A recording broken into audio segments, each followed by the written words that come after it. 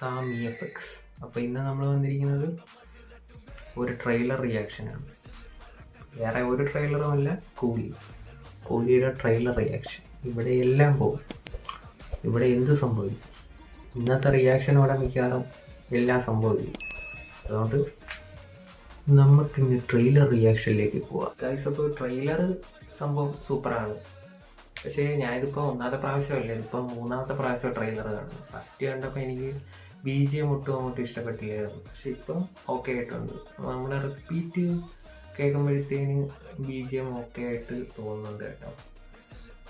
First കേട്ടപ്പോൾ എനിക്ക് ഒട്ടും പോരാ, സീനും BGM ആയിട്ട് ഒട്ടും സിങ്കില്ലാത്ത പോലെയാണ് തോന്നി. പക്ഷെ ഇപ്പം ഓക്കെ ആയിട്ടുണ്ട്.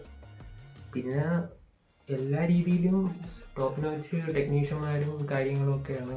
സംഭവം സിനിമ കസറവെന്നാണ് ഇത് കാണുമ്പോഴേ അറിയാം. വേറെ ഒന്നും പറയുന്നില്ല ഗൈസ്. നമുക്ക് ആഗസ്റ്റ് 14 മൂവിയുടെ റിവ്യൂ ആയിട്ട് കാണാം. നമ്മൾ ഈ ചാനലിൽ എല്ലാം ഇടും ഗൈസ്. ബൈ.